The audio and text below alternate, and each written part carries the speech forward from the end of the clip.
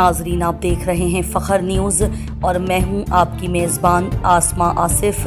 آئیے نظر ڈالتے ہیں آج کی اہم خبروں پر۔ جدہ میں موصولہ اطلاعات کے مطابق ادارہ پہچان پاکستان کے بانی سربراہ ذکیر احمد بھٹی نے گزشتہ جمعہ کے روز ایک تقریب میں 2 کتابیں سینئر صحافیوں کو پیش کر دیں، جس میں آمنہ منظور کے افسانوں کا مجموعہ راکھ میں دفن المیے اور ریاض کے حلقہ فکر ففن کے بانی شاعر محقق مرحوم ڈاکٹر محمد ریاض چودھری کی آخری کتاب وطن کی خوشبو شامل تھیں۔ انہوں نے کہا کہ ڈاکٹر محمد ریاض مرحوم کی آخری کتاب اشاعت کے آخری مرحلے میں تھی کہ اچانک اطلاع ملی کہ وہ حرکت قلب بند ہونے سے اب ہم میں نہیں رہے۔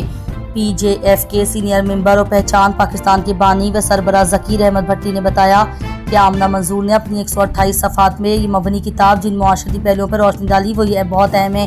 اس موقع پر مارکہ کی تاریخی کامیابی کے 1 سال مکمل ہونے پر افواج پاکستان بالخصوص سپہ سالار فیلڈ مارشل سید عاصم منیر کی جرأت مندانہ قیادت کو بھرپور خراج تحسین پیش کیا گیا۔ تقریب میں پاکستان جرنلسٹس فورم پی جے ایف کے چیئرمین امیر محمد خان، صدر معروف حسین، سیکریٹری جنرل محمد جمیل راٹھور، نائب صدر خالد چیمہ، سابق صدر پی جے ایف شاہد نعیم، ممبر ریان احمد متیال نے شرکت کی۔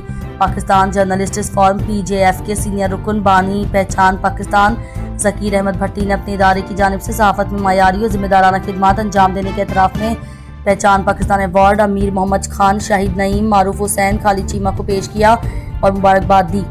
بیورو چیف اعجاز احمد طاہر اوان۔ مورخہ 12 مئی بروز منگل 2026 ملیر زون لیاقت گرلز گورنمنٹ کالج برائے خواتین۔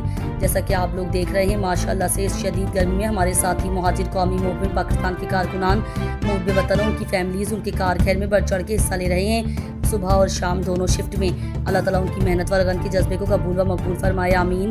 ان بچوں کے والدین بھی قابل صد ستائش ہیں جنہوں نے ان کی تربیت کی ہے۔ مہاجر قوم کے لیے ان کی گران قدر خدمات کو ہمیشہ یاد رکھا جائے گا۔